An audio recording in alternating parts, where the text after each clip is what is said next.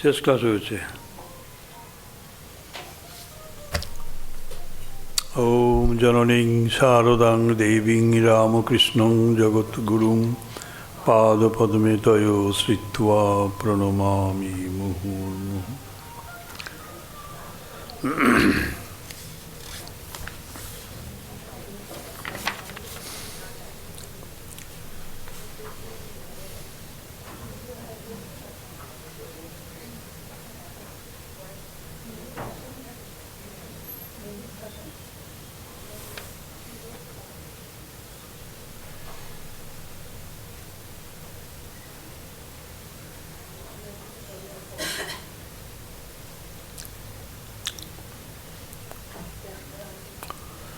আমরা আগে দেখেছি যে ঋতম্ভরা তত্ত্বপ্রজ্ঞা, যে জ্ঞান নির্বিচার সমাধিতে সত্যগুণ প্রভাব বৃদ্ধি পেয়ে স্বচ্ছ হয়ে চিত্তকে সম্পূর্ণরূপে স্থির করে, সেই প্রজ্ঞা, সত্যপূর্ণ প্রজ্ঞা, তাকে আমরা বলি জ্ঞান। এই শ্রুত, এটা আমাদের গতকাল হয়ে গেছিল। শ্রুত যেটা শোনা হয়েছে, যে জ্ঞান আমরা শুনেছি বিভিন্ন ঋষিদের কাছ থেকে, বই পুস্তক ওইসব পড়ে। অনুমান, এই যে জ্ঞান, অনুমান প্রজ্ঞা, এই যে এই শ্রুত এবং অনুমান প্রজ্ঞাভ্যাং অন্য বিষয়া, সেটি সাধারণ বস্তু বিষয়ের জ্ঞান, যেটা আমাদের চক্ষু, কর্ণ, জিহ্বা, নাসিকা, ত্বক এই দিয়ে অনুভব হয়, যেটা শুনি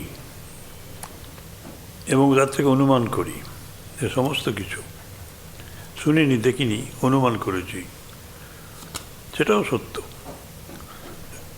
সেই জ্ঞানগুলো হচ্ছে সবই বস্তু জ্ঞান, এই বাইরের থেকে বাইরের সব পদার্থের জ্ঞান।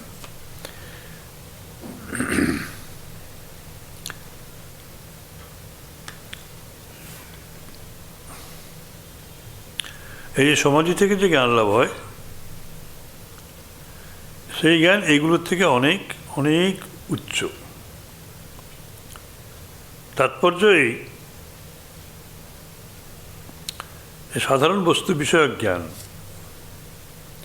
এটা পুস্তক, এটা পেন, এটা মাইক্রোফোন, এইসব যে জ্ঞান, এটা এই পাখি, ওটা ওই পাখি, সমস্ত বস্তুদের ডেফিনেশন আমরা দিয়েছি। এই যে জ্ঞান, এই জ্ঞান প্রত্যক্ষভাবে অনুভব হয় ইন্দ্রিয় দিয়ে, মন দিয়ে, বুদ্ধি দিয়ে।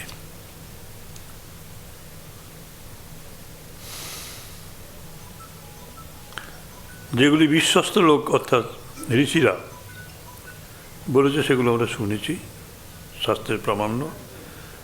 এইগুলো সবই হচ্ছে বাইরের জ্ঞান।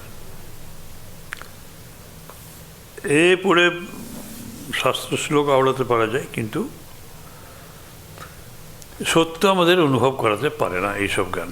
প্রত্যক্ষ করাই যথার্থ ধর্ম। এই বলছেন, কেবল বুদ্ধি দ্বারা কোনো বিষয়ে সায় দেয়া বা না দেয়া প্রকৃত ধর্ম নয়। যোগীদের মূল ভাব হচ্ছে, আমরা যেমন ইন্দ্রিয়গ্রাহ্য বিষয়, মানে চক্ষুর বিষয় রূপ,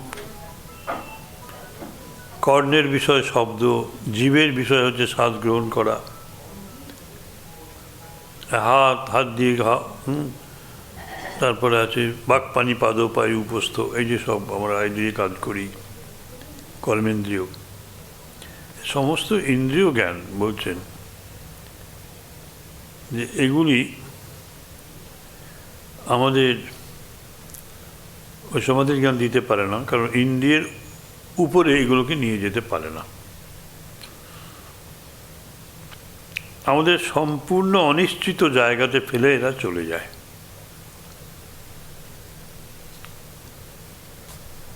আমরা বাইরের বস্তু সব বুঝতে পারি এবং যুক্তি বিচার আমরা করি। এই যুক্তি দিয়ে আমরা কোথায় গিয়ে হাজির হই? কোথাও যেতে পারি না, বিষয়ের অনুভূতি এই জগতেই আমরা থাকি, এর বাইরে যেতে পারি না। বুঝতেই পারি জাগ্রত অবস্থায় যা সব কাজ করি, তা মনে যখন স্বপ্নে যখন যাই তখন অনেক আরও দূরে যাই। জাগ্রত যেখানে যেতে পারি না, চাঁদে চলে যাই, চাঁদে যদি গিয়ে থাকি একবার মুহূর্তের মধ্যে চাঁদে চলে যাই। আমেরিকায় গেলে পরে আমেরিকাতে হঠাৎ একবার সঙ্গে সঙ্গে চলে যায়। এই মনের গতি, মনের ফাংশন এরকম খুব অন্য ইন্দ্রিয়ের চেয়ে মন তো ইন্দ্রিয়গুলোর রাজা, ওগুলোকেও নিয়ন্ত্রণ করে। সুতরাং সেগুলো এই বস্তু জগতেই কিন্তু বিচরণ করে। বারবার বলবেন এটা, এর বাইরে নিয়ে যেতে পারে না। বাইরে নিয়ে যাবে কী করে? আমার মন তো সেখানে বাধা দিচ্ছে। মন যখন লয় হয় গভীর ঘুমে, তখন তো অন্য জায়গায় চলে যায়। তখন আমরা সর্ববস্তুতেই মানে একেবারে নিজেদের আত্মস্থ করে ফেলি। কিন্তু সমাধি হচ্ছে ওই যে জাগ্রত অবস্থায় মনকে শরীর থেকে বের করে দেয়া। যেমন ঘুমের মধ্যে অনায়াসে মন থেকে বের হয়ে যায়, মন থেকে আমরা বের হয়ে চলে আসি, আত্মাতে স্থিত হই, সেইটা ধরে রাখবেন। সব জায়গায় বুঝতে গেলে ওইটা রাখতে হবে। তো মানুষকে এই প্রত্যক্ষ এবং বিচার, প্রত্যক্ষ জ্ঞান এবং এই যে তার মধ্যে যে বিচারগুলো রয়েছে, এই দুটো জিনিসকেই অতিক্রম করতে হবে। নিজ বুদ্ধিকেও অতিক্রম করবার শক্তি মানুষের আছে, বুঝতেই পারি আমরা। গভীর ঘুমেতে চলে যায়, জাগ্রত অবস্থায় যা সব করি তাতে আমার শরীরের যন্ত্রণাটা থেকেই যায়, কেউ সরাতে পারবে না। কিন্তু যখন ঘুমিয়ে পড়ি বা ঘুম পাড়িয়ে দেয়া হয় ওষুধ দিয়ে, তখন কিন্তু এই ইন্দ্রিয় যে জ্ঞানের আমরা বাইরে চলে যাই এই ঘুমের মধ্যে, বা সিডেটিভ দিয়ে, যখন অপারেশন করে অ্যানেস্থেসিয়া দিয়ে। তা এই শক্তি মানুষের আছে বুদ্ধির বাইরে যাওয়ার।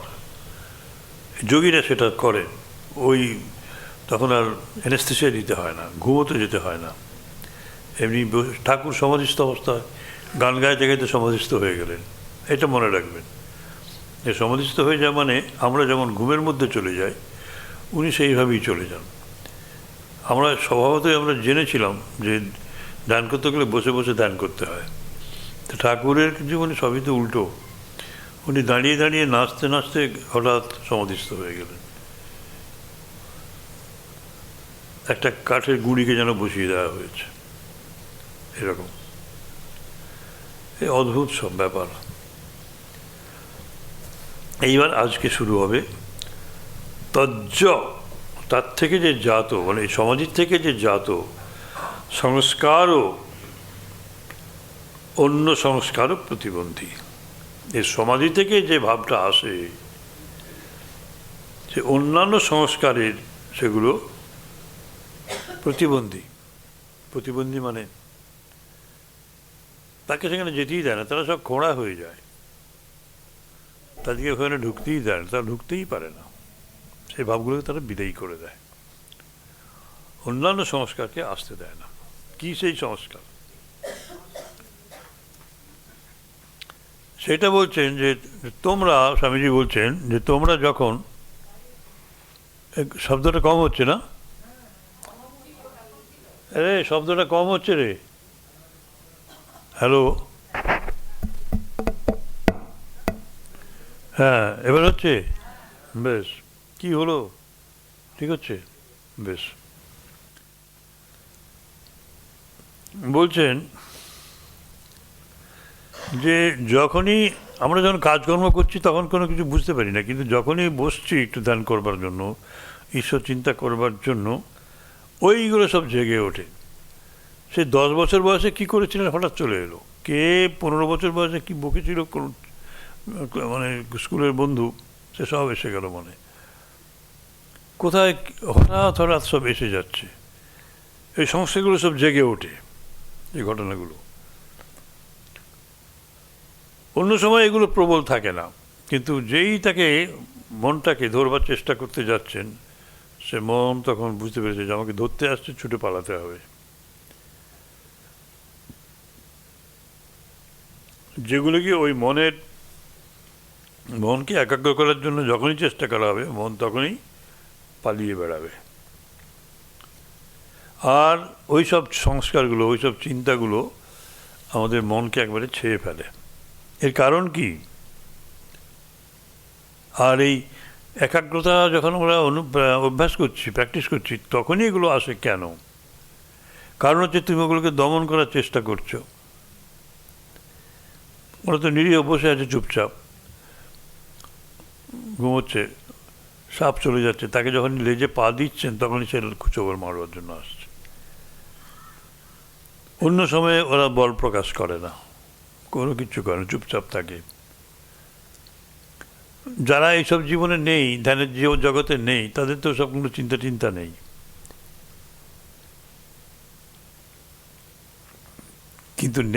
কিন্তু শেষ রক্ষা তো হয় না, শেষ রক্ষা হয় না। কর্মের ফল আসেই, শরীরের দিকেও আসে, মনের দিক দিয়েও আসে।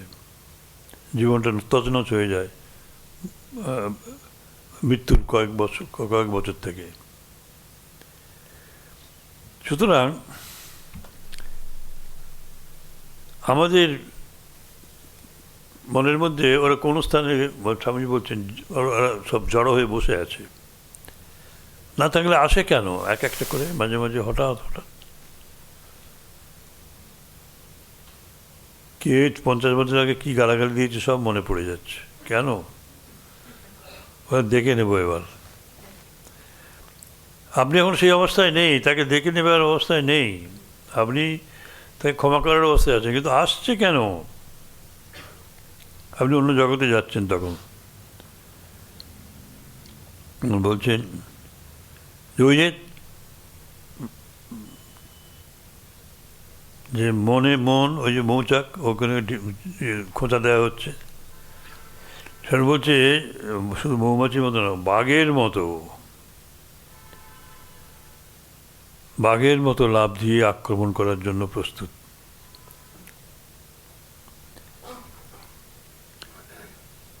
এইগুলোকে প্রতিরোধ করতে হবে, এগুলো থেকে আমাদের বাঁচতে হবে, যাতে আমরা যে ভাবটা হৃদয়ে রাখতে ইচ্ছে করি সেই ভাবটি থাকে ঈশ্বর চিন্তা, ঠাকুরের চিন্তা অহরহ তো হচ্ছে না। 2 মিনিটও রাখা যাচ্ছে না। কেন যাচ্ছে না? কেবল ওই ভাবটি আসছে। সুতরাং মনের একাগ্রতা শক্তিকে বাধা দেওয়ার ক্ষমতা সংস্কারগুলোর আছে, এটা মানতে হবে। সংস্কার মানে হচ্ছে যে কাজগুলো সব আগে করেছি তার সূক্ষ্ম ভাব সব রয়েছে, শুধু করেছি না, যেগুলো আমার উপর করা হয়েছে সেগুলো। সুতরাং যে সমাধির কথা এইমাত্র বলা হচ্ছে, অভ্যাস করা দরকার। যত আমরা মানসিক দিক থেকে দৃঢ় হব, তত ওগুলি দমন করতে পারব। তস্যাপি নিরোধে নিরোধাৎ নির্বীজ সমাধি। এই নির্বীজ সমাধি মানে হচ্ছে নির্বীজ সমাধি, যার বীজটা পুনঃ ফলপ্রসব করবে না। বীজটাকে যেমন ভেজে ফেললে আর সেটা দিয়ে গাছ হয় না, তেমনি এই সংস্কারের সমুদয় সমস্ত বীজ ধ্বংস করে দেয়। যে সংস্কার অন্য সব সংস্কারকে স্তব্ধ করে দেয়, একেবারে কারাগারে অবরুদ্ধ করে দেয়, নিরোধ করে। তস্যাপি নিরোধে নিরোধাৎ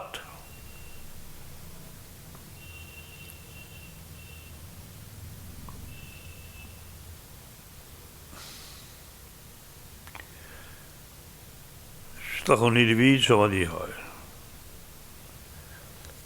স্বামীজি বলছেন যে তোমাদের স্মরণ আছে আমাদের জীবনের চরম লক্ষ্য এই আত্মাকে সাক্ষাৎ উপলব্ধি করা। স্বামীজি রাজযোগ পড়ছি তো, রাজযোগের যে আত্মাকে সাক্ষাৎ করা। আমরা কে উপলব্ধি করতে পারি না।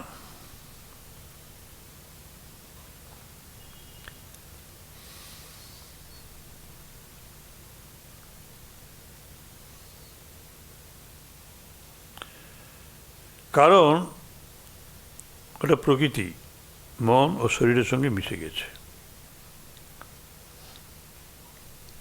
অজ্ঞান ব্যক্তি নিজের দেহকে আত্মা বলে মনে করে। দেহের কিছু হলে পরে বলে আমি গেলাম, আমি গেলাম,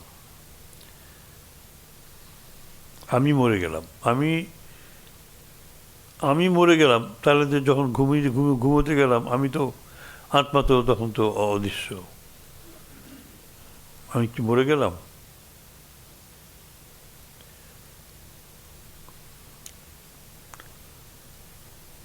তখন দেহ নেই, দেহ না গেলে বলি আমি মরে গেলাম, কিন্তু না, আত্মা থাকছেন। সুষুপ্তিতে দেহটা নেই, জ্ঞান নেই।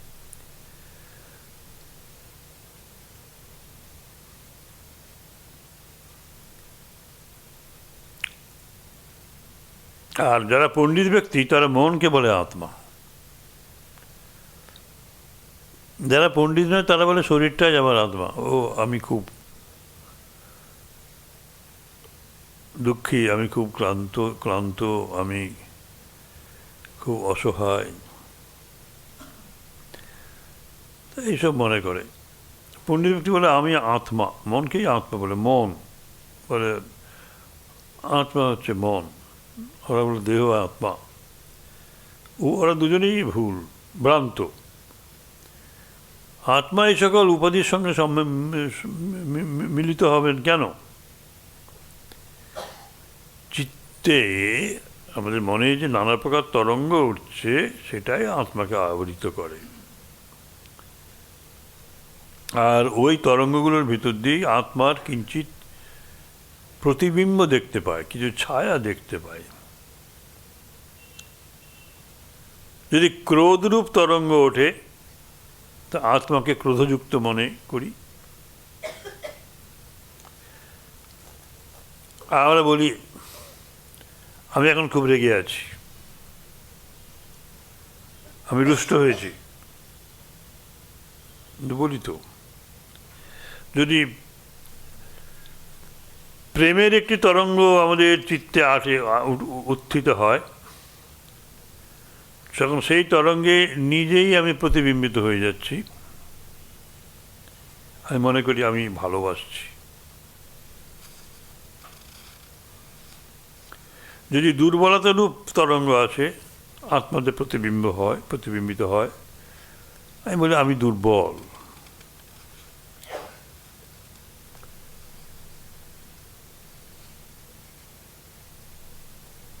এইগুলো হচ্ছে তরঙ্গ, এগুলো তো সত্য নয়। জলটাই সত্য, জলের তরঙ্গ তো উঠছে চলে যাচ্ছে বুদবুদের মতো। এই সংস্কারগুলো আত্মার স্বরূপকে আবৃত করলেই এইসব ভাব আসে। এই চিত্তের হ্রদে যতদিন পর্যন্ত একটাও তরঙ্গ থাকবে ততদিন আত্মার প্রকৃত স্বরূপ অনুভূত হবে না। তরঙ্গ থাকে মানেই হচ্ছে যে বৃত্তিগুলো আসবে, চিন্তাগুলো থাকবে, সংস্কারগুলো থেকে যাচ্ছে। একটা তরঙ্গ থাকলেও তার মধ্যে হাজার হাজার লক্ষ লক্ষ সংস্কার থাকবে। যে পর্যন্ত না সমস্ত তরঙ্গ একেবারে উপশান্ত হচ্ছে ততদিন আত্মার প্রকৃত স্বরূপ প্রকাশিত হবে না। কারণ পতঞ্জলি প্রথমেই শিক্ষা দিয়েছেন এই তরঙ্গরূপ বৃত্তিগুলি কি, তারপর বলছেন ওইগুলি দমন করার শ্রেষ্ঠ উপায় কি। আর তৃতীয়ত শিক্ষা দিচ্ছেন যেমন এক বৃহৎ অগ্নি ক্ষুদ্র অগ্নিকে গ্রাস করে, তেমনি একটি তরঙ্গকে কিভাবে এত প্রবল করা যায় যাতে অপর তরঙ্গগুলি একেবারে ওতে সব প্লাবিত হয়ে চলে যায়, মিশে যায়, গলে যায়। যখন একটিমাত্র তরঙ্গ অবশিষ্ট থাকবে তখন ওকে দমন করা সহজ। ওটাও যখন চলে যাবে তখন সেই সমাধিকে বলি নির্বীজ সমাধি। তখন আর কিছুই থাকবে না, নিজ আত্মাস্বরূপে নিজ মহিমায় অবস্থান করবেন। তখনই আমরা জানতে পারি যে আত্মা মিশ্র পদার্থ নহে, আত্মাই জগতে একমাত্র নিত্য, মানে কম্পাউন্ড নয় আর কি, মৌলিক পদার্থ এবং নিত্য অমিশ্র। এটা একটা যোগ করে আত্মা হয়নি, অযৌগিক মৌলিক পদার্থ, ফান্ডামেন্টাল। আত্মার জন্ম নেই, মৃত্যুও নেই। আত্মা অমর, অবিনশ্বর, নিত্য, চৈতন্য ঘন সত্তার স্বরূপ। একবারে বেদান্তের সঙ্গে একদম পুরো এক হয়ে গেল। সাধনপাত, সাধনপাত হচ্ছে এইটা হচ্ছে একেবারে আসল জিনিস, কনসেন্ট্রেশন এবং এর প্র্যাকটিস। এটি খুব দরকার, এটি খুব সুন্দর জিনিস। বলছেন তপ সাধ্যায় ঈশ্বর প্রণিধানানি ক্রিয়াযোগ। ক্রিয়াযোগের কথা অনেক শুনেছেন, ক্রিয়াযোগের কথা আমরা অনেক শুনেছি। ক্রিয়াযোগ এখনকার যারা যোগী সব শিক্ষা দিচ্ছেন তারা ক্রিয়াযোগকে নানাভাবে ব্যাখ্যা করেন, ক্রিয়াযোগ শিক্ষা দিচ্ছেন, প্রাণায়ামের ব্যাপার আছে সেখানে। তা যোগীরা এই পতঞ্জলি তিনি খুব সুন্দর করে আমাদের শুনিয়ে দিচ্ছেন ক্রিয়াযোগ কাকে বলে।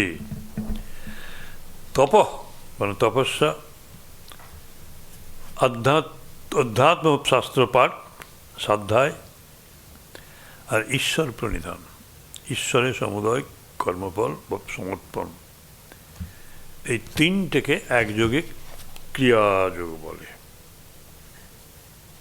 এইটা আমাদের মনে রাখতে হবে। মোটিফিকেশন, তপস্যা, আমরা যা চাইছি তাই যদি আমাদের দেয়া হয়, বাচ্চাদের দিই তো, তাহলে অভাব বোধ করে না। অভাবের অভাবটাই তার চেয়ে সবচেয়ে বড় অভাব।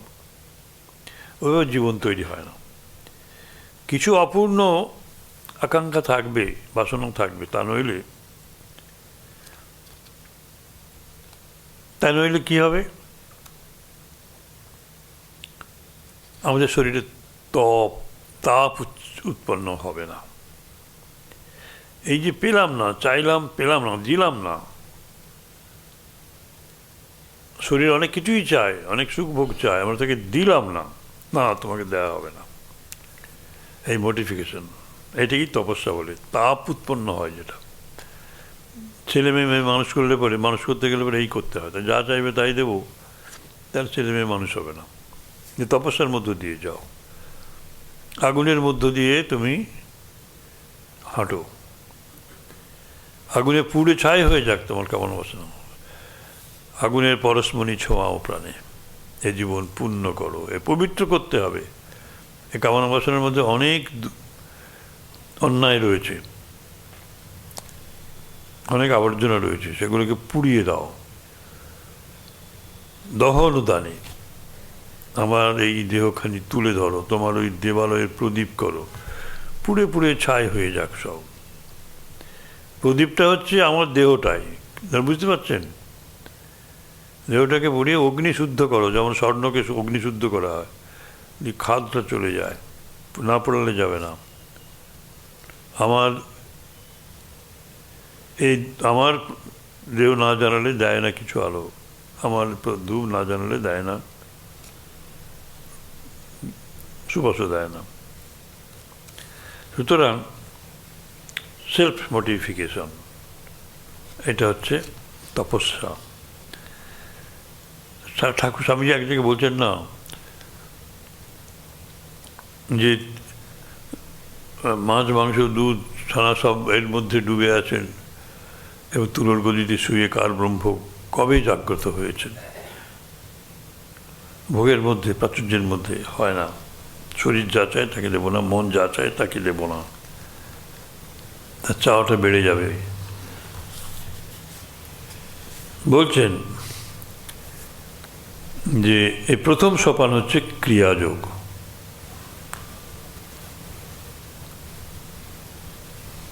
এই যে একটু আগে বললাম সমাধির কথা, এটা খুব কঠিন, কিন্তু বলছেন যে ধীরে ধীরে এগোতে হবে। প্রথম স্টেপ হচ্ছে, সিঁড়িটা হচ্ছে ক্রিয়াযোগ। ক্রিয়াযোগ কি? যোগের দিকে অগ্রসর হওয়া। ইন্দ্রিয়গুলো তো ঘোড়া, মন তার লাগাম, বুদ্ধি তার সারথি, আর সেই রথের আরোহী হচ্ছে শরীর। সেই রথের আরোহী আছে আত্মা, আর শরীর হচ্ছে রথ। মানুষের আত্মা হচ্ছে গৃহস্বামী, রাজা এই রথে বসে আছেন আত্মা। অশ্বগণ অতি প্রবল যদি হয়, আর যদি ওই রশ্মি দ্বারা সংযত না হতে চায়, আর বুদ্ধিরূপ সারথি ওই অশ্বরূপগুলোকে কীরূপে সংযত করতে হবে তা জানেই না, তাহলে রথের পক্ষে তো মহা বিপদ, খানাখন্দে পড়বে, একেবারে গর্জে গিয়ে পড়ে যাবে। এই পক্ষান্তরে যদি ইন্দ্রিয়রূপ অশ্বগণ সংযত থাকে আর মনরূপ রশ্মি বুদ্ধিরূপ সারথীর হস্তে দৃঢ়ভাবে ধৃত থাকে, তাহলে ওই রথ ঠিক গন্তব্যস্থানে যাবে। এই তপস্যা শব্দের অর্থ শরীর এবং ইন্দ্রিয়গণকে পরিচালনা করবার সময় খুব দৃঢ়ভাবে এই রশ্মিটা ধরে রাখতে হবে, এই রশ্মি ধরতে হবে। ওদের ইচ্ছে মতো কাজ করতে দেয়া হবে না, বসে রাখতে হবে।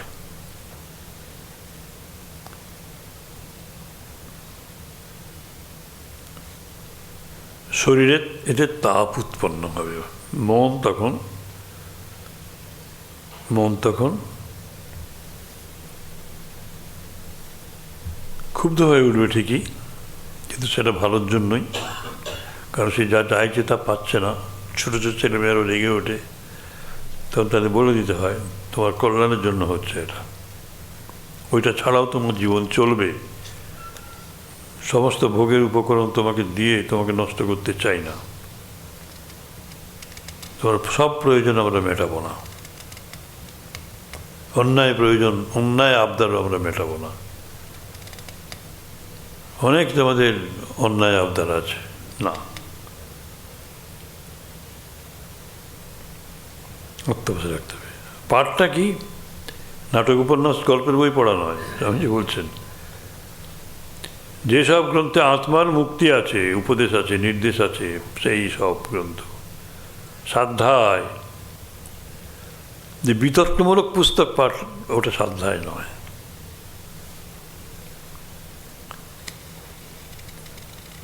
কিন্তু আমাদের এখন তো সেইগুলোই হয়ে গেছে। খবরের কাগজ হচ্ছে আমাদের গীতা উপনিষদ, খবরের কাগজ।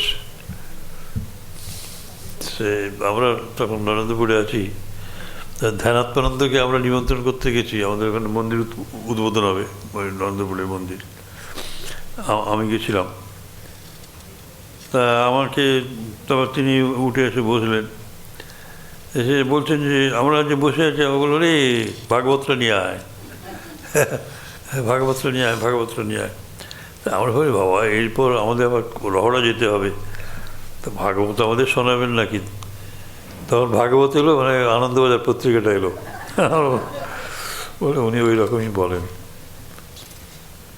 পাঠ সাধ্যায়, বিতর্কমূলক পুস্তক পাঠ, উত্তেজনামূলক পুস্তক পাঠ ওসব না। অর্থাৎ বুঝতে হবে যে এই মানুষ যিনি উন্নত জীবন চান, তার বিতর্কমূলক পাঠ এবং আলোচনা তার শেষ হয়ে গেছে, আর ওতে তার তৃপ্তি নেই, রুচি নেই। ছেলেমেয়েদের রুচিটা তৈরি করতে হয়, খাদ্যাভ্যাসও বটে, পাঠও বটে, আচার আচরণও বটে। তিনি পাঠ করেন শুধু তার ধারণাগুলি দৃঢ় করবার জন্য। এই শাস্ত্রের ব্যাখ্যা, এটা এখানে বাদ আছে, আবার সিদ্ধান্ত আছে। বিচার হলো কিন্তু মীমাংসা হলো না, সিদ্ধান্তগুলো এলো না, সেটা খুব খারাপ। সপক্ষ বিপক্ষ সব আছে, বিচার করতে হয়, সেখানে একটা মীমাংসা আছে, সমাধান হয়।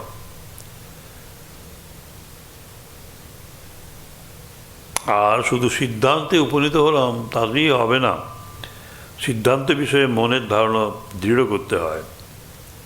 শাস্ত্র অনন্ত, সময় সংক্ষিপ্ত, অতএব সকল বস্তুর সারভাগ গ্রহণ করা জ্ঞান লাভের গোপন রহস্য।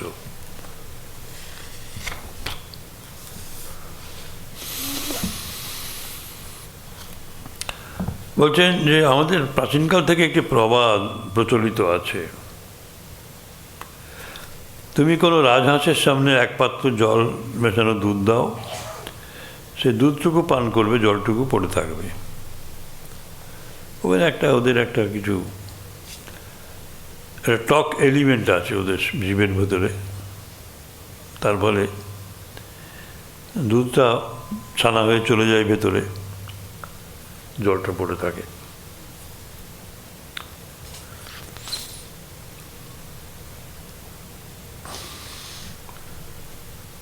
জ্ঞানের যেটুকু প্রয়োজন সেই অংশটুকু নাও, অসারটা ফেলে দাও।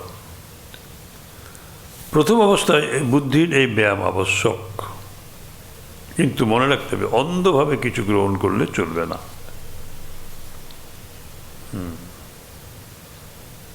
এবারে সব স্পষ্ট করে বলে দিচ্ছেন, অন্ধভাবে কিছু হবে না।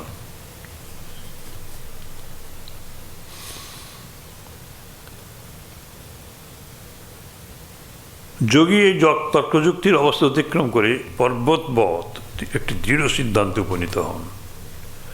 পর্বতবৎ মানে হচ্ছে অচল, টলাতে পারবে না সেই সিদ্ধান্ত থেকে তাকে। এরপর তার কাজ হচ্ছে সিদ্ধান্তের দৃঢ়তা বৃদ্ধি করতে হবে, কেউ যেন তাকে নড়াতে না পারে।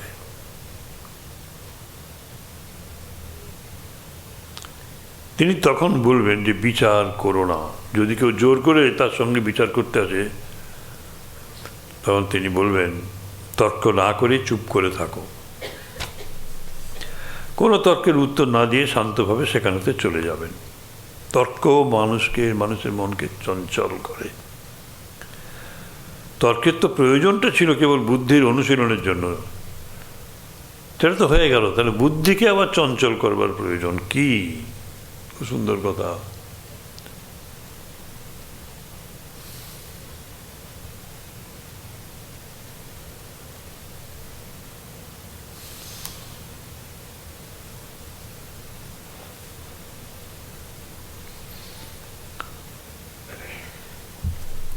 তর্ক করতে গেলে মনের সাম্য নষ্ট হয়, চিত্তের চাঞ্চল্য আছে, বিঘ্ন। এসব তর্ক ও যুক্তি শুধু প্রসঙ্গত এসে পড়ে। এই তর্ক যুক্তির অতীত রাজ্যে উচ্চতর তত্ত্বসমূহ আছে।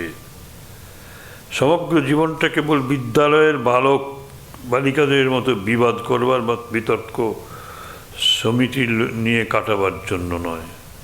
মানে ডিবেটিং সোসাইটি তার মেম্বার হয়ে গেলাম, খুব মজা। বলছে the whole life is not for school boy fights and debating societies. Surrendering the fruits of work to God is to take to ourselves neither credit nor blame, but to give up both to the Lord and be at peace. বলছেন ঈশ্বরে কর্মফল অর্পণ অর্থে কর্মের জন্য নিজে কোনো প্রশংসা বা নিন্দার দ্বারা প্রভাবিত না হয়ে দুটোই ঈশ্বরে সমর্পণ করে শান্তভাবে অবস্থান করার, এইটিই বোঝায়। ঈশ্বরে কর্মফল অর্পণ করার মানে হচ্ছে এই কর্মের জন্য কোনো প্রশংসা বা নিন্দা আমাকে বিচলিত করবে না, এবং শান্তি আমার ভেতরে থাকবে সন্তোষ। সমাধি ভাবনার্থ ক্লেশ তনুকরণার্থশ্চ। কেন এই ক্রিয়াযোগের প্রয়োজনটা? কেন? সমাধি অভ্যাসের সুবিধা করে দেয়া, আর ক্লেশ বর্ধক যে বিঘ্ন সেগুলোকে ক্ষীণ করে দেয়া। তনুকরণার্থ, তনু মানে ক্ষীণ করে দেয়া, দুর্বল করে দেয়া।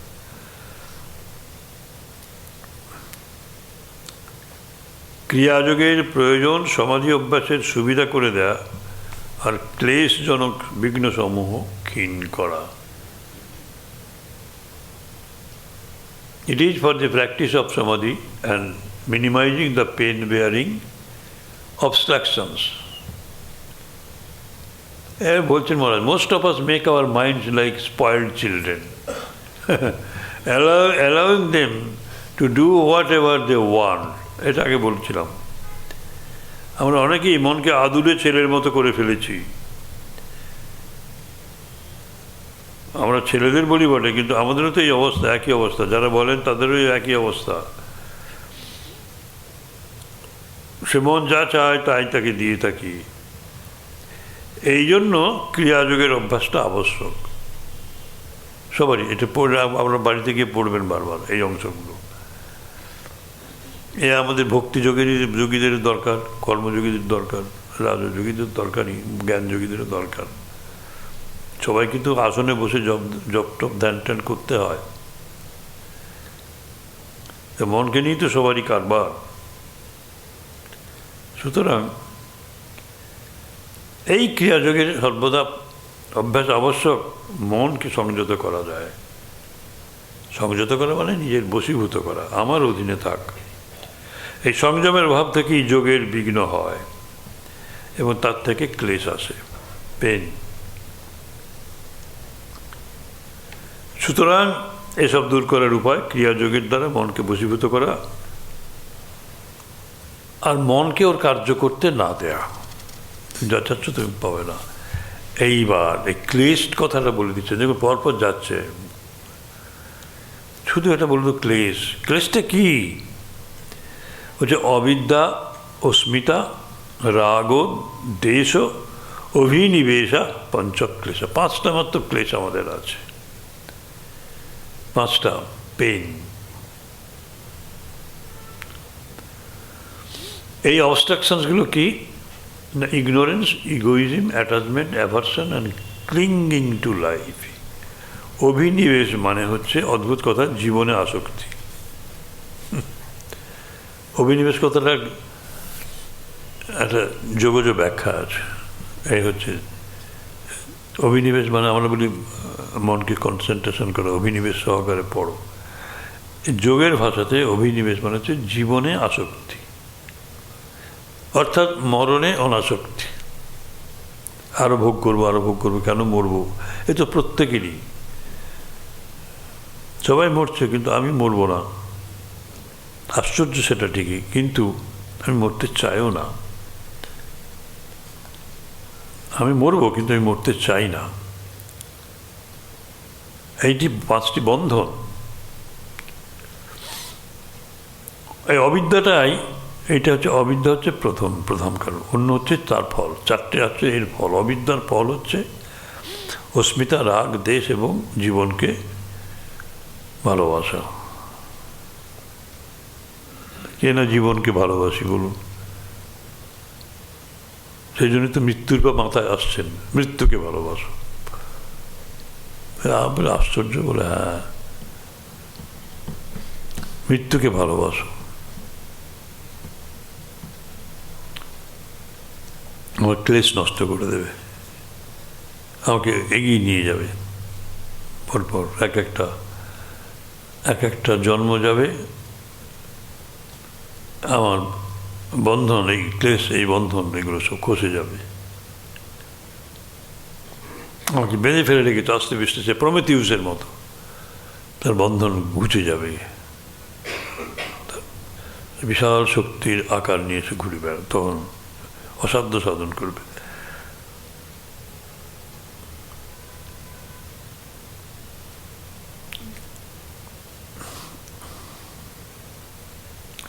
অবিদ্যাই দুঃখের একমাত্র কারণ। আর তো কেউ এত শক্তিশালী নয়। এর চেয়েও বড় জিনিস হচ্ছে আত্মা। সে তো তিনি তো দুঃখ দেবেন না, তিনি তো আনন্দ রূপ।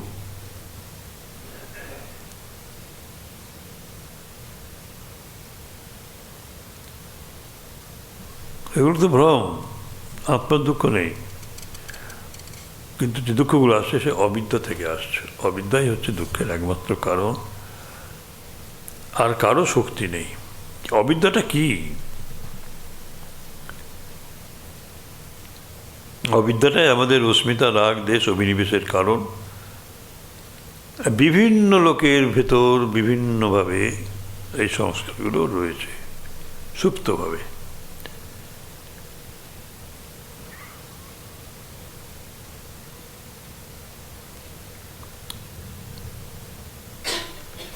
আমরা মনে করি যে এগুলো খুব নিরীহ বাক্য, এই কথাগুলো। বলে না, কথা নয়। শিশুর ভেতরই, শিশুর ভেতরই তো দানব এবং দৈত্য দুটোই রয়েছে না। নিরীহ বলছি বটে, শিশুর মতো নিরীহ না। ওগুলি ক্রমশ প্রকাশ পায়, ভীষণ ভাব নিয়ে আসে।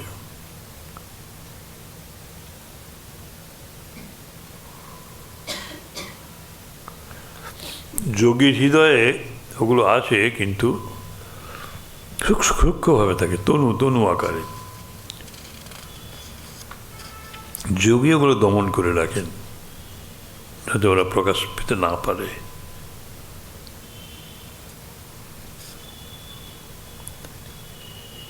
আর বিচ্ছিন্ন অবস্থায় এইবার বলছেন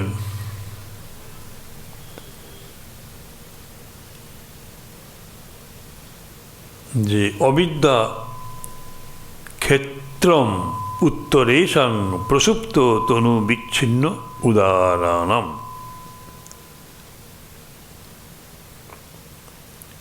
অবিদ্যা কাকে বলে সেটাই ব্যাখ্যা করছেন। কখনো সুপ্তভাবে থাকে, কখনো সূক্ষ্মভাবে থাকে,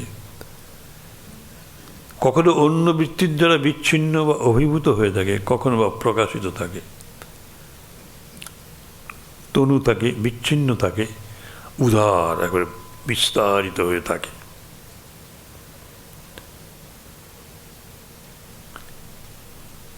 বিচ্ছিন্ন অবস্থায় কতকগুলো প্রবল সংস্কার অন্য কতকগুলো সংস্কারকে কিছুকালের জন্য অভিভূত বা আচ্ছন্ন করে রাখে।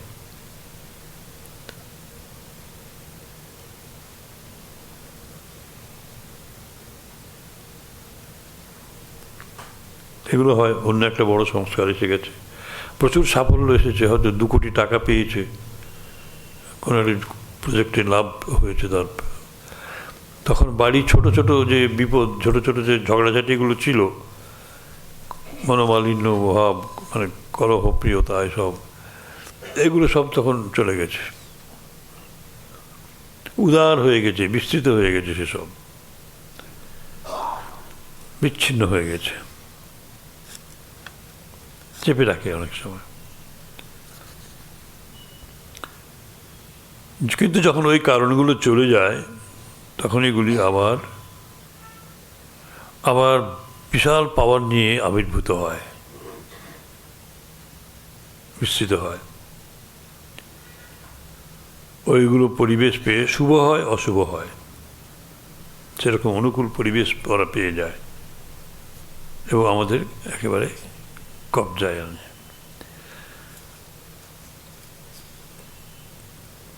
এই হচ্ছে অবিদ্যার কাজ। আর অবিদ্যা কাকে বলে, যেটাকে অজ্ঞান বলি, সেটাই অবিদ্যা। খুব সুন্দর জিনিস এগুলো। আমাদের বেদান্তের সঙ্গে এসব মিল আছে। বলছে এই দেখুন, 4টে জিনিস আছে দেখুন। অনিত্য, আজ আছে কাল নেই। অনিত্য যেটা, সূচি যেটা পবিত্র, না অনিত্য, সূচি মানে অসুচি। অনিত্য অসুচি, যেটা অপবিত্র। যেটা অনিত্য, যেটা অপবিত্র, যেটা দুঃখকর,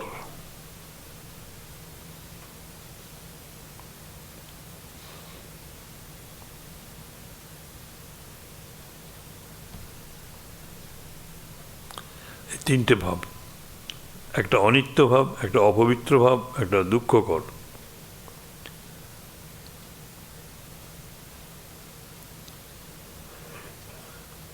সেইগুলোকেই আমরা নিত্য ভাবছি, সেগুলোকেই আমরা পবিত্র ভাবছি, সেগুলোকেই আমরা সুখরূপে প্রকাশ করি। অনিত্যকে নিত্য বলে ভাবি, অসুচিকে সূচি বলে ভাবি, আর দুঃখকে সুখ বলে ভাবি। স্বামীজির সেই সখার প্রতি কবিতা, উদারে আলোক অনুভব, দুঃখে সুখ। এই তো রোগে স্বাস্থ্যবান, রোগ হয়েছে আমরা ভাবছি স্বাস্থ্য হয়েছে, মানে বিশাল ভুঁড়ি নেমেছে,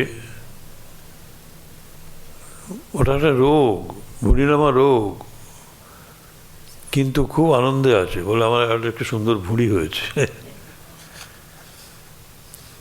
আর একটু খুচরো ভুঁড়ি না হলে পরে ঠিক চলে না মেদিন শরীর। রোগ যেটা, সেটাকেই আমরা সুখ বলে মনে করি। বলছেন অনিত্যকে নিত্য বলি, শরীরটা অনিত্য থাকবে না, সেটাকে নিজের বলে সত্য বলে মনে করি।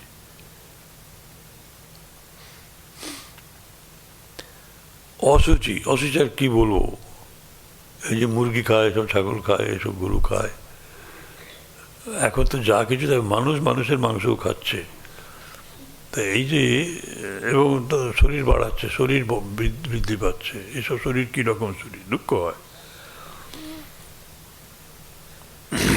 এইসব, এইগুলি খুব উপাদেয় সূচি। আমি শরীর, ও কি বলে, আমি হচ্ছি শুদ্ধ বুদ্ধি, শুদ্ধ বুদ্ধমুক্ত, জ্যোতির্ময়, নিত্য আনন্দ স্বরূপ, এসব ফালতু কথা। আর ফালতু যদি হবে, তুমি গভীর ঘুমে তুমি কোথায় আছো?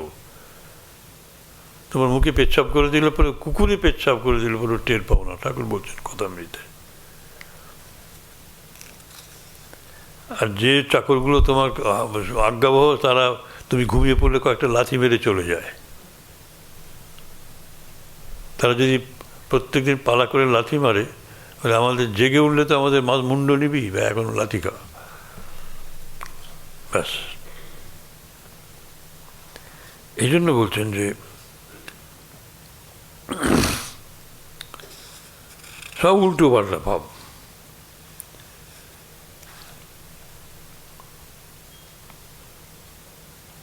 এই মহাভ্রমে আমরা পতিত হয়েছি, শরীরটাই আমরা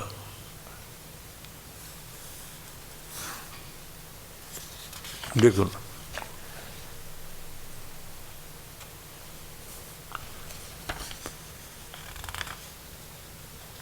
সেই জন্য বলছেন যে দৃক দর্শন শক্ত একাত্মতা এব অস্মিতা।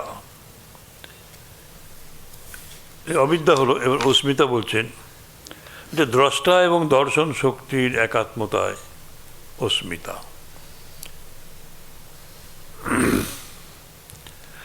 আত্মা যথার্থ দ্রষ্টা, তিনি শুদ্ধ, নিত্য, পবিত্র, অনন্ত, অমর। আর দর্শন, তার ব্যবহার্য যন্ত্র কি? চিত্ত, বুদ্ধি, মন, এইসব তো,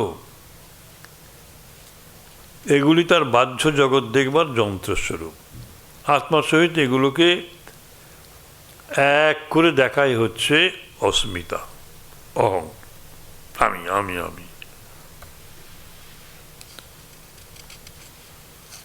এই গীতার ১৬ অধ্যায়ে এইসব আছে, দেখবেন, অহং, ভোগী, শুদ্ধ, এইসব। আমি একমাত্র দাতা, আর কেউ নেই, এইসব আমি আমি। দান যদি করতে হয় আমিই করবো। এসব আমরা বলে থাকি আমি চিত্ত, আমি চিন্তা, আমি রুষ্ট হয়েছি, আমি সুখী। এই যে আমি করা, জানে না সে কার সঙ্গে কথা বলে গেল। বাবা, বিশাল ব্যাপার।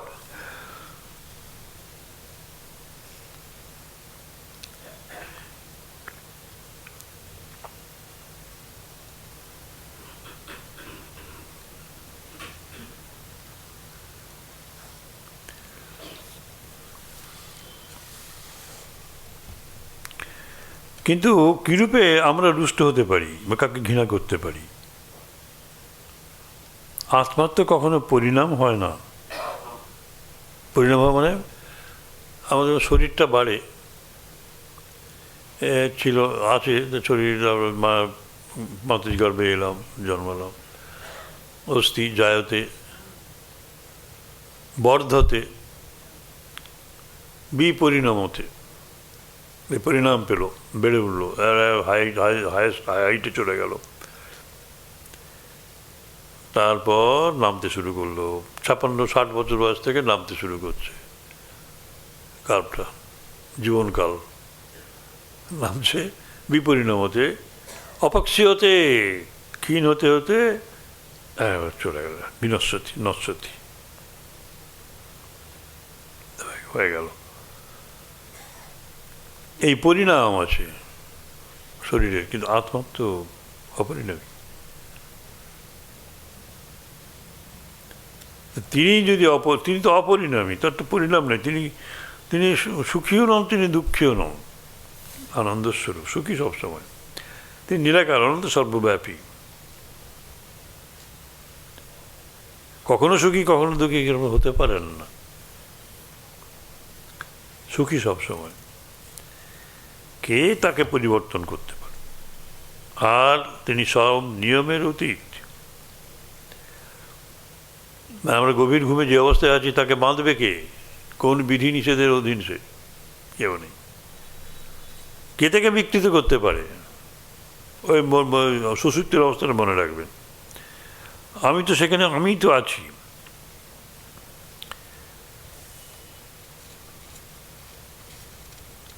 জগতের কোনো কিছুই আত্মার উপর কোনো কাজ করতে পারে না। আমরা অজ্ঞানবশত, অজ্ঞতাবশত নিজেদেরকে মনোবৃত্তির সঙ্গে এক করে ফেলি এবং সুখ দুঃখ অনুভব করছি বলে মনে করি। তা রাগ কোনটা? যেগুলি সুখকর পদার্থ, সুখানুসায়ী রাগহ, তাকে রাগ বলে। তা দুঃখ কি? দেশ কি? দুঃখানুসয়ী দেশ।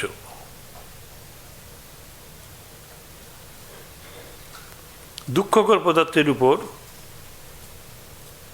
যে আমাদের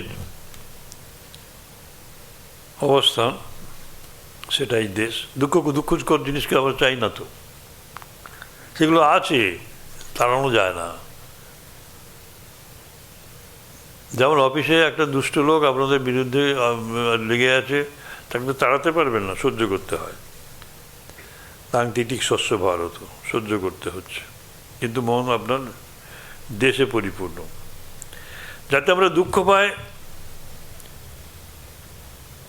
সেটা থেকে তৎক্ষণাৎ পালিয়ে আসার চেষ্টা করি, পারি না। আর অভিনিবেশ, স্বরসবাহী বিদুষ অপি তথা রূঢ় অভিনিবেশ।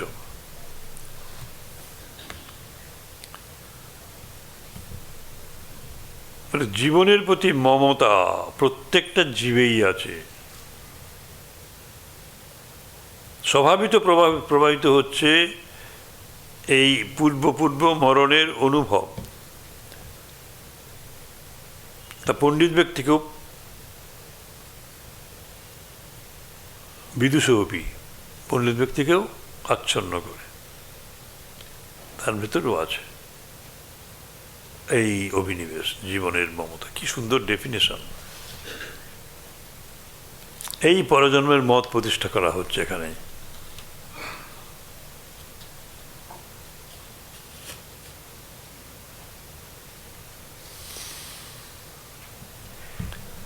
পাশ্চাত্যবাসীরা বলছেন যে মানে তারা যে মানে না তা না, মানে তারাও একটু মানে, কিন্তু তারা সবটা মানতে পারে না। জন্তুর পক্ষেও যে সত্য এটা তারা জানে না। কিন্তু ভারতবর্ষের জীবনের এই মমতায় পূর্ব সংস্কার এবং পূর্ব জীবন প্রমাণ করবার অন্যতম যুক্তি ব্যাখ্যাত হয়েছে। তো আমরা বলি তো, সমুদয় জ্ঞান আমাদের প্রত্যক্ষ অনুভূতি হতে লাভ হয়ে থাকে।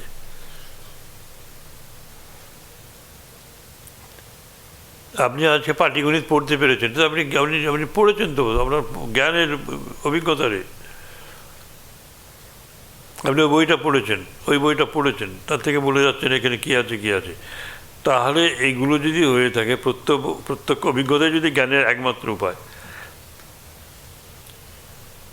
এটা আমরা বলি। কিন্তু এইগুলো আমরা যেগুলো দেখতে পাচ্ছি না, সেগুলোকে ব্যাখ্যা করবো কী করে? যেগুলো হচ্ছে দেখতে পাচ্ছি না, কেউ তো শেখায়নি, সেগুলো আমরা শিখছি কী করে? তাহলে একটা 6 বছরের ছেলে সে সেতার বাজাচ্ছে কী করে? 5 বছরের ছেলে সে দাবা খেলছে, এর 14 বছরের ছেলে সে ক্রিকেট খেলছে। এক জন্মে হয়নি এটা। স্বামীজি বলছেন সমুদয় জ্ঞানই আমাদের প্রত্যক্ষ অনুভূতি লাভ হয়ে থাকে। তাহলে আমরা যখন কখনো কোনো বিষয়ে প্রত্যক্ষ অনুভব করিনি, কল্পনাও করিনি, বুঝতেও পারিনি, সেখানে কী করে আসে এসব?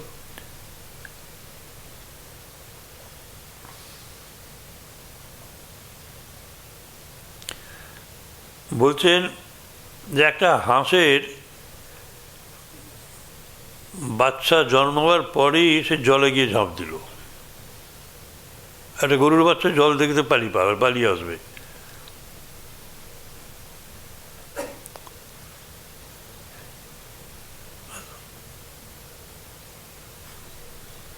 একটা বানরের বাচ্চা মায়ের পেট আঁকড়ে ধরে সে ঘুরে বেড়াচ্ছে, তাই তো? সে জানলে যে মাকে ছেড়ে দিলে সে পড়ে যাবে, পড়ে গেলে কী হবে? মরে যাবে। সে তো আগে মরেনি, সে তো এই জন্মে এখন তো মরণের স্বাদ সে পায়নি, তাহলে মরণের ভয় কোথায়? তাহলে বাচ্চা ছেলেকেও যদি বলে জলে তোকে ফেলে দেবো, বলে না না না না যাবো না, কী করে জানলো যে জলে গেলে ডুবে যাব, মরে যাব? যুগে যুগে আমরা মরে এসেছি, অনেক মৃত্যুর সংস্কার ভেতরে রয়ে গেছে। এটা বলছেন সংস্কার বড় প্রবল। কোথা হতে শিখলো? এ সহজাত ইনস্টিংক্ট। যদি বলো যেটা একটা সহজাত জ্ঞান, ইনস্টিংক্ট, কিছু বোঝা গেল না, একটি শব্দ ব্যবহার করা হলো। এই সহজাত জ্ঞান আমাদের অনেক আছে। সেগুলো ব্যাখ্যা করো যে অনেক মহিলায় আপনারা পিয়ানো বাজান, পিয়ানো যখন শিখছেন তখন একটা সাদা একটা পর্দা আছে, একটা কালো পর্দা আছে, উভয় প্রকার পর্দার একটির পর একটিতে কত যত্নের সঙ্গে অঙ্গুলি প্রয়োগ করছেন। বহু বছরের অভ্যাসের পর এখন আপনারা হয়তো কোনো বন্ধুর সাথে কথা করছেন, কিন্তু সঙ্গে সঙ্গে পিয়ানোর উপর আঙুলগুলো চলছে। এটা আপনাদের সহজাত জ্ঞান পরিণত হয়েছে, স্বাভাবিক হয়েছে।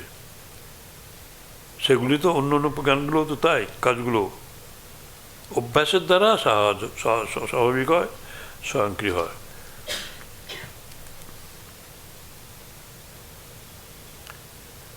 যোগীদের ভাষায় সহজাত জ্ঞান যুক্তি বিচারের ক্রমসঞ্চিত অবস্থা মাত্র। বিচারজনিত জ্ঞান সংকুচিত হয়ে স্বাভাবিক সহজাত জ্ঞান বা সংস্কারে পরিণত হয়। আমরা যাকে সহজাত জ্ঞান বলি, তা যে বিচারজনিত জ্ঞানের সংকুচিত অবস্থা, এটা তো একেবারে সত্য কথা। প্রত্যক্ষ অভিজ্ঞতা ব্যতীত যুক্তি বিচার সম্ভব নয়। সুতরাং সমস্ত জ্ঞানই পূর্ব অভিজ্ঞতার ফল। এই যে মুরগির বাচ্চাকে একটা চিল উঠলে পরে সে ভয়ে ঢুকে পড়ে, ভেতরে ঢুকে পড়ে, কেন? আর যে হাঁসের বাচ্চাগুলো জলকে ভালোবাসছে, কোত্থেকে পেল? পূর্ব অভিজ্ঞতার ফল। এখন প্রশ্ন, এই অনুভূতি জীবাত্মার অথবা কেবল শরীরের? হংস এখন যা অনুভব করছে তাকে বলে হংসের পুরুষের অভিজ্ঞতা হতে আসছে, না ওটা হংসের নিজের অভিজ্ঞতা। আধুনিক বৈজ্ঞানিকগণ বলেন ও কেবল তার শরীরের ধর্ম, কিন্তু যোগীরা বলেন ওটা তার মনের অনুভূতি, শরীরের ভিতর দিয়ে সেটা সঞ্চালিত হচ্ছে। এটাকেই পুনর্জন্মবাদ বলে।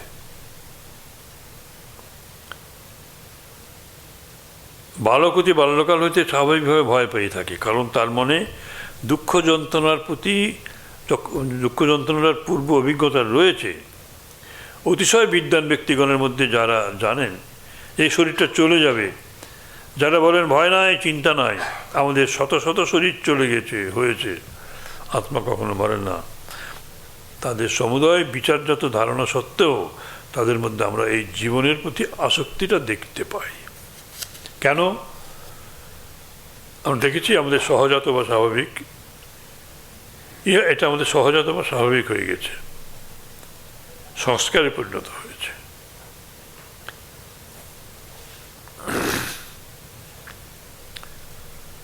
এই সূক্ষ্মশত সংস্কার কীরূপে দমন করা যায়? যখন আমি রুষ্ট হই তখন আমার সমুদয় মনটি যেন ক্রোধের এক বিরাট তরঙ্গাকার ধারণ করে, এটা আমি অনুভব করতে পারি। উহাকে যেন হাতে করিয়া নাড়িতে পারি এমন অনুভব হয়। আবার ওর সাথে সংগ্রাম যুদ্ধ করতে পারি, কিন্তু আমি যদি মনের অতি গভীরে ওর কারণে যেতে না পারি তবে আমি কখনোই তাকে জয় করতে পারবো না। যুদ্ধ করতে পারেন কিন্তু জয় লাভ করতে পারবেন না, গভীরে যেতে হবে, অর্থাৎ ওর বাইরে যেতে হবে, মনের বাইরে, মনকে একদম মেরে ফেলতে হবে। মন মরে গেলেই তো আমরা সমাধিস্থ হয়ে যাই, ঘুমিয়ে পড়ি।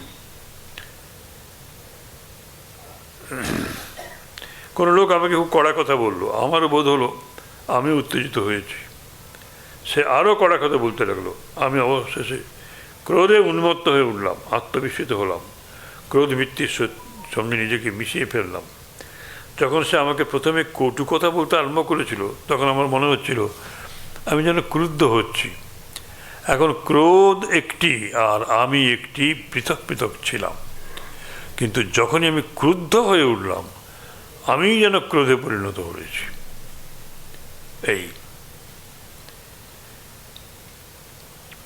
এই সূক্ষ্মাকারে সমস্ত ইন্দ্রিয় বিষয়গুলি যতদিন না আমরা সংযত করতে পারছি ততদিন আমাদের কোনো বৃত্তিই পূর্ণভাবে জয় করার আশা নেই। এই বৃত্তিগুলোকে সংযত করতে হলে মূলে সংযত করতে হবে।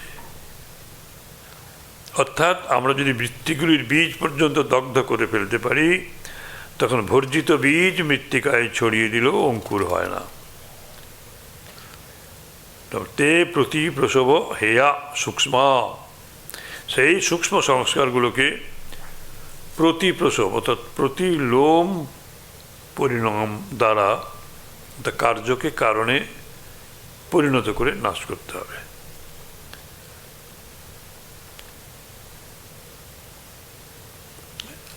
আমরা বলেছিলাম যে আকাশ থেকে বায়ু হয়েছে, বায়ু থেকে অগ্নি হয়েছে, অগ্নি থেকে জল হয়েছে, জল থেকে পৃথিবী হয়েছে। অনুলোম, প্রতিলোম, এটা হচ্ছে এই পৃথিবীকে জলে তাহলে মিশিয়ে দাও, তার কারণে চলে গেল, পৃথিবী আর থাকলো না। তারপরে জলকে তার কারণ বায়ুতে, বায়ুকে তার কারণ অগ্নিতে, অগ্নিকে তার কারণ আকাশে মিশিয়ে দাও, আকাশকে তার কারণ প্রাণে মিশিয়ে দাও, প্রাণকে তার কারণ মনে মিশিয়ে দাও, মনকে তার কারণ বুদ্ধিতে মিশিয়ে দাও, বুদ্ধিকে তার কারণ আত্মাতে মিশিয়ে দাও। একেবারে বস্তু জগৎ থেকে একদম সোজা আত্মা জগতে চলে গেলাম, আমরা আত্মার জগতে চলে গেলাম, একদম একটা কন্টিনিউয়াস একটা সত্যের প্রবাহ যেন বইছে। সুতরাং এইগুলি প্রতিলোম পরিণত করো, নাশ কার্যকে কারণে পরিণত করো, কার্যকে কারণে লয় করো। অহংকার রূপ সকারণ লীন হবে অস্মিতা, তখনই চিত্তের সঙ্গে সংস্কারগুলো নষ্ট হবে। ধ্যানের দ্বারা এগুলি নষ্ট করা যায় না। শেষ হয়ে গেছে। জয় মা।